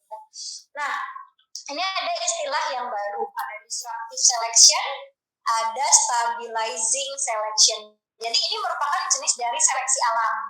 Selama ini kan kita kenal istilahnya seleksi alam. Seleksi alam itu kan berarti berkaitan dengan variasi, di mana biasanya variasi yang sesuai dengan lingkungannya atau yang mampu beradaptasi itu yang akan bertahan hidup. Seperti kasusnya misalkan jerapah, leher panjang, itu bisa bertahan hidup dibandingkan jerapah leher pendek. Nah, tapi ternyata evolusi yang berkaitan dengan seleksi alam itu gak cuma selalu yang misalkan yang leher panjang. Nah, jadi ada 3 jenis. Nah, ini ya. Ada 3 jenis seleksi alam. Ada yang namanya stabilizing, ada directional, ada disruptive. Nah, kita akan bahas ya satu persatu. Kalau stabilizing ya, itu ketika yang diuntungkan atau yang bisa bertahan hidup itu justru yang normal. Jadi misalkan ada 3 jenis hewan yang ukurannya kecil banget, yang ukurannya normal, dan yang ukurannya besar. Nah, ketika ada suatu seleksi alam dan ternyata yang mampu bertahan hidup itu adalah yang ukurannya normal, yang rata-rata standar, itu berarti namanya seleksi alam tipe stabilizing. Ya.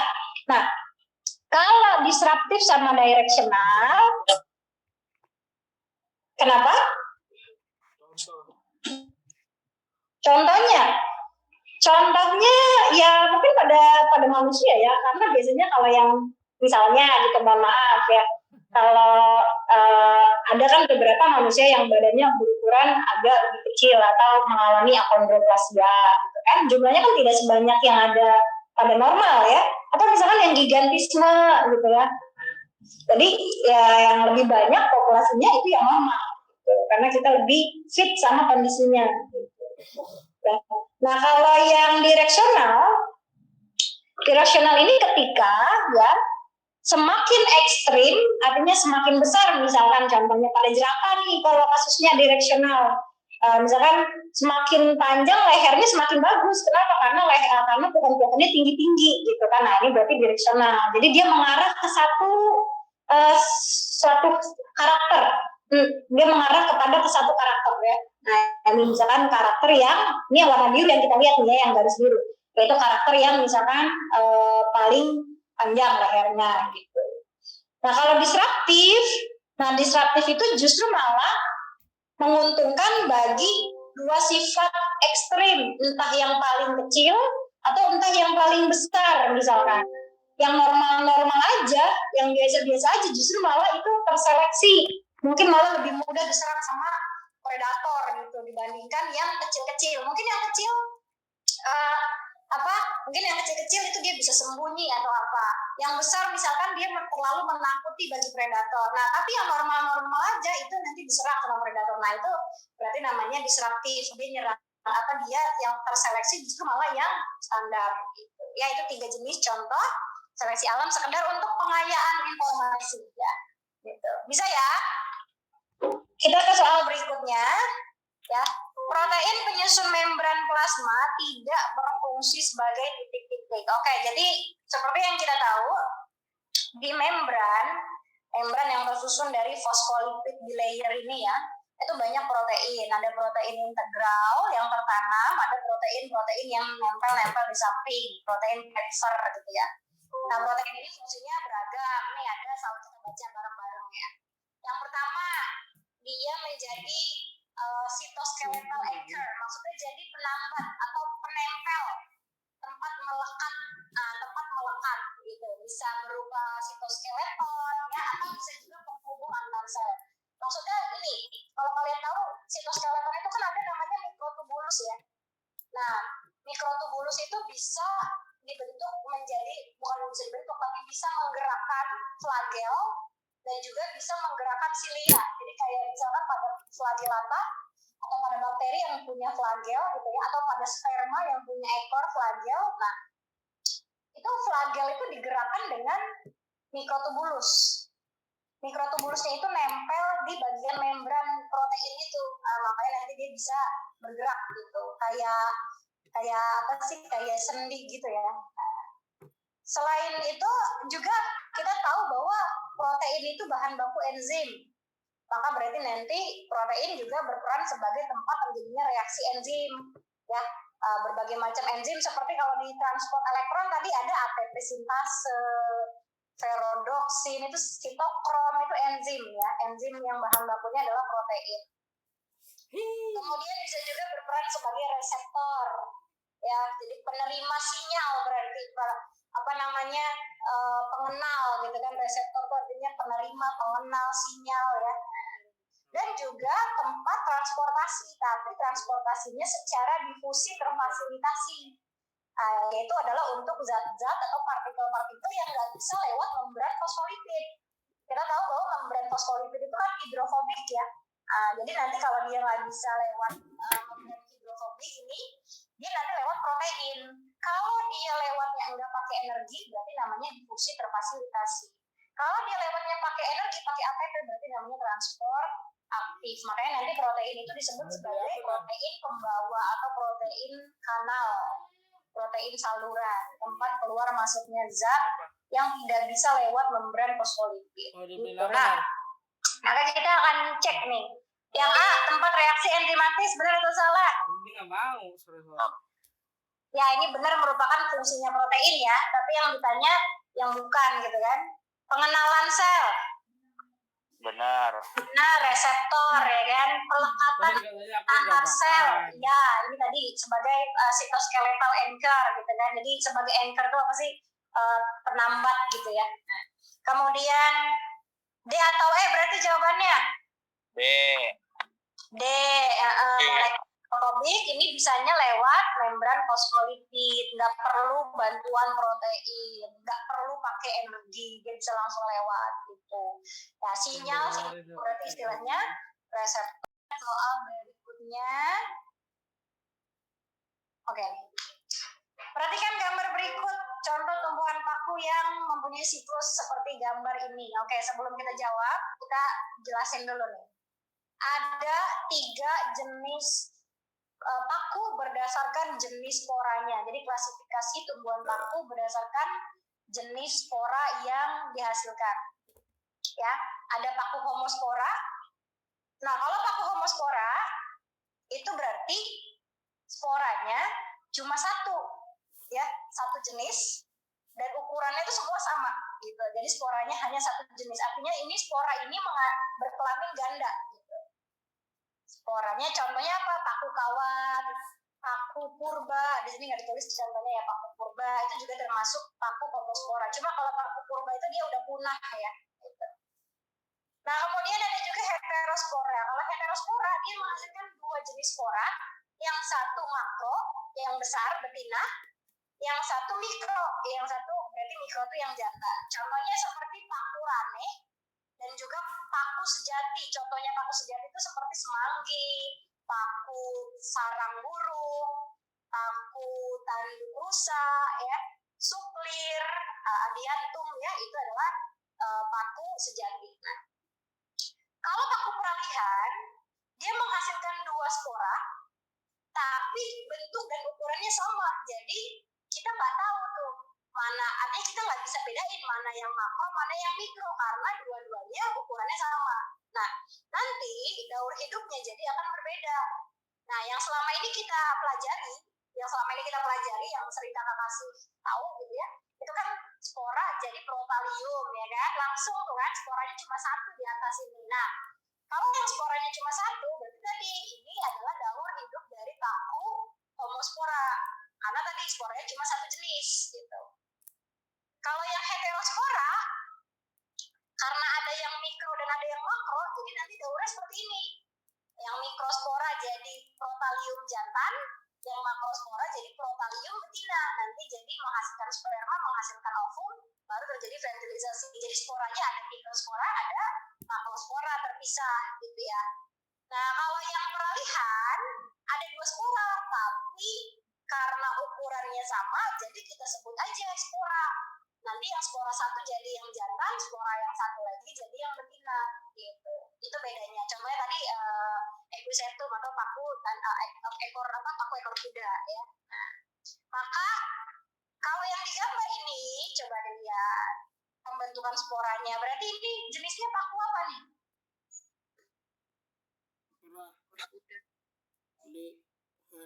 Peralihan.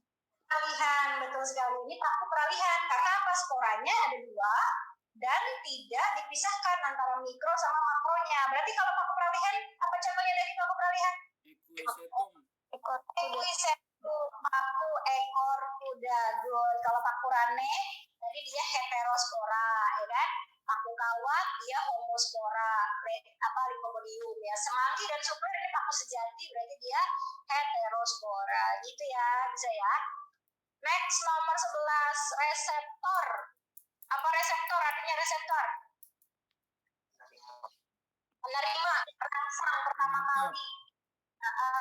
Penerima rangsang, kenapa? Karena di situ banyak saraf, ya kan? Nah, di telinga kita punya 2 reseptor. Ada organ korti di dalam koklea yang berisi sel-sel rambut, ya. Nah, ini adalah jenisnya audio reseptor atau audio disebut juga apa audio? Fono, suara, ya kan? Nah, audio, bunyi, fono, suara, gitu ya, atau audio reseptor atau fono reseptor.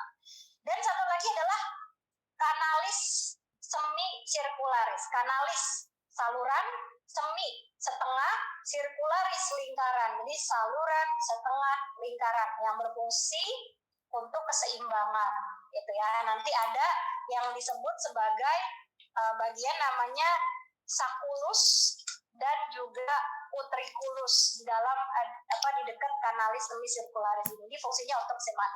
Berarti jawabannya reseptor di telinga yang mana berarti? D. Yang D. Dan equilibrium yang D ya. Gitu. Next soal nomor 12. Apa ini? Fitohormon.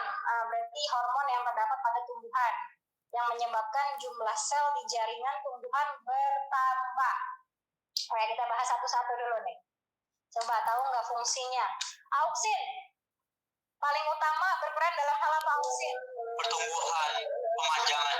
Pemanjangan, betul. Jadi di tempat kita sebut pemanjangan. Pemanjangan itu berarti pertumbuhan primer gitu ya. Nah, kenapa? Karena auksin itu letaknya di bagian apikal. Berarti nanti disebut juga dia sebagai peristiwa dominansi apikal. Di apikal ada banyak meristem primer ya kan, atau meristem apikal untuk pemanjangan dia betul. Kan itu pemanjangan sel apa Pemanjangan sel. Otomatis ketika sel memanjang, tumbuhannya juga memanjang. Gitu, ya kan? Karena ukurannya bertambah. Jadi nanti sebenarnya pemanjangan pada tumbuhan, artinya pertumbuhan primer di titik tumbuh meristem itu melibatkan tiga zona kan ya. Ada zona pembelahan, ada zona pemanjangan, dan ada zona diferensiasi pematangan. Nah itu melibatkan 3 enzim sebenarnya, 3 hormon itu ya. Dia pakai auksin, dia pakai giberelin, dan dia pakai sitokinin. Cuma memang yang biasanya di spotlight itu adalah si auksinnya, karena memang auksin itu ngumpul di bagian apikal gitu. Nah kalau asam absisat Menghambat perpanjangan. ya, dia ini sebenarnya merupakan hormon yang memberi respon terhadap cekaman lingkungan. Jadi cekaman lingkungan itu bisa berarti suhu yang terlalu panas atau suhu yang terlalu dingin ya. Contohnya ketika suhu terlalu panas, makanya nanti gitu kan, nah stomatanya akan menutup. Kalau stomatanya menutup ternyata nggak cukup juga, masih kekeringan juga gitu ya, maka dampak berikutnya dia bisa menyebabkan pengguguran daun gitu. Dan dia ini mempercepat penuaan ya. Makanya nanti daun itu warnanya menjadi coklat gitu ya, seperti itu. Nah kalau giberelin Pertumbuhan. Perkecambahan. ya, perkecambahan betul. Kalau mau ngomongin tentang khasnya gitu ya, kalau pertumbuhan kan terlalu umum gitu istilahnya ya. Nah dia itu lebih berperan dalam hal perkecambahan biji. Jadi supaya biji bisa berkecambah tuh giberelinnya harus aktif dengan adanya inhibisi air.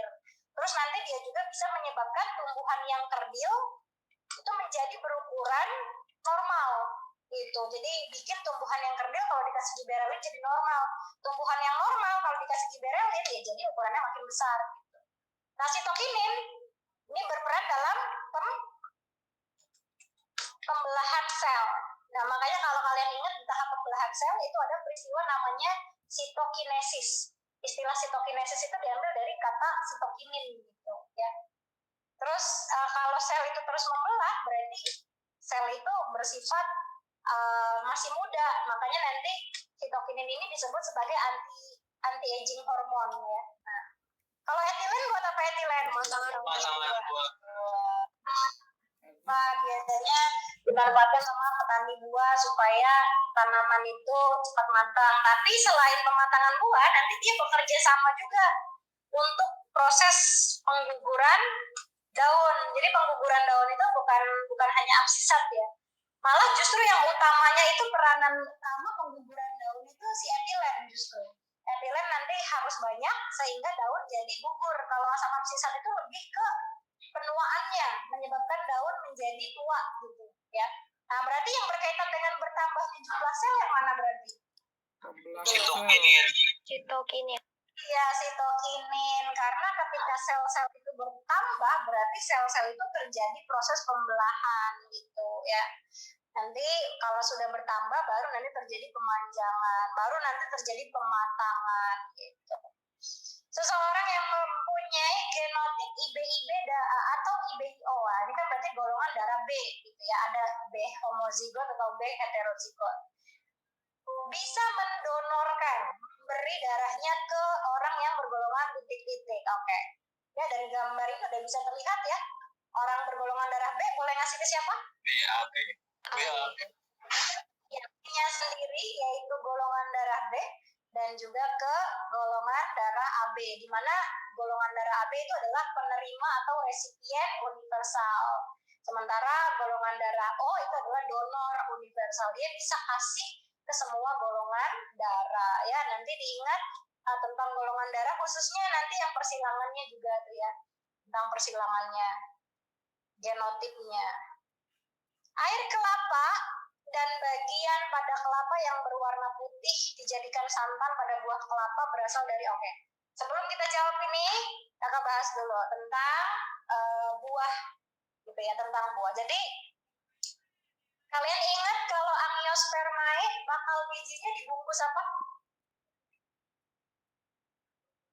Kalau Angiospermae dia karpel gitu kan. Nah, jadi ketika jadi buah, ketika bakal bijinya menjadi biji dan bakal buahnya menjadi buah, si karpela itulah yang disebut sebagai bagian luar penutupnya buah. Nanti bagian karpela itu berkembang menjadi 3 komponen. Yang luar namanya exocarp, yang paling luar gitu kan. Kemudian nanti ada yang tengah, karpela yang tengah itu dikenal dengan bagian namanya mesocarp. Lalu lapisan yang paling dalam dari karpel itu jadi namanya endocarp. Nah, kemudian nanti bakal bijinya jadi biji. Si bijinya sendiri di dalam biji itu ada cadangan makanan yang dikenal sebagai endosperm. Endosperm itu kan hasil peleburan IKLS sama inti generatif kedua ya kan. Nah, endosperm cadangan makanan. Nah, di sini ada 3 contoh buah yang diambil ya. Kita akan bahas pertama mangga. Jadi buah mangga yang kalian makan ya. Pertama, untuk makan mangga kita kupas kulitnya. Yang biasanya berwarna hijau. Kalau di sini kulitnya warna kuning gitu ya. Nah, itu bagian kulit mangga itu yang paling luar itu namanya exocarp. Kemudian kalau udah dikupas kita dapat daging buahnya. Daging buahnya yang warna kuning ya, yang kita makan yang rasanya manis, itu namanya mesocarp. Terus kalau buahnya udah habis, kita ketemu sama batok bijinya kan. Nah, batok bijinya lapisan pembungkusnya itu di paling luarnya itu namanya endocarp. Nanti di dalam situ ada yang namanya embrio dan juga endosperm, cadangan makanan. Ya. Jadi yang hitam-hitam nih, nah ini adalah embrio dan cadangan makanannya, endospermnya. Berarti kalau pada buah mangga yang kita makan bagian apanya berarti?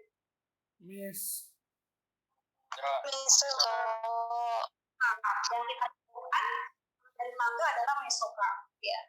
Begitu juga dengan melon. Kalau kalian makan melon, kulit luarnya itu namanya epicarp atau exocarp, sama saja ya, exocarp. Kemudian bagian daging melonnya itu adalah mesocarp. Nanti yang paling luar itu kan ada biji-biji kecil-kecilnya, nah itu adalah endokarpnya. Yang di dalamnya kalau biji-bijinya berarti nanti di dalam biji-biji itu ada endosperm. Ada banyak berarti endospermnya. Kalau pada mangga kan cuma satu ya endospermnya. Nah, kalau pada kelapa yang paling luar, kulit kelapa yang warna hijau yang mengkilap itu ya, itu adalah exocarp. Kemudian kalau habis kita kupas itu kan ada serabut kelapa ya. Nah, serabut kelapanya itu berarti bagian mesocarp. Nanti bagian serabutnya kalau sudah bersih itu jadi namanya batok bulat, kelapa bulat gitu kan. Nah, kelapa bulat itu bagian luarnya itu namanya endocarp. Nah, setelah kelapanya di dalamnya ada biji, cuma kalau yang biasa kita makan kelapa muda, nah itu jadi bijinya jarang terlihat, kecil banget ya. Kita akan temukan daging buah warna putih sama daging kelapa warna putih sama air kelapa. Itu adalah endosperm. Cadangan makanan. Nanti endosperm itu ada yang solid, berarti yang daging kelapanya, ada yang liquid, berarti yang cairannya. Jadi bedanya kalau di mangga yang kita makan namanya mangga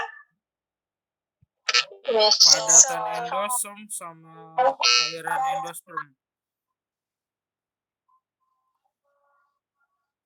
dari kelapa berarti yang kita makan apa nih? Endosperm. Endocarp.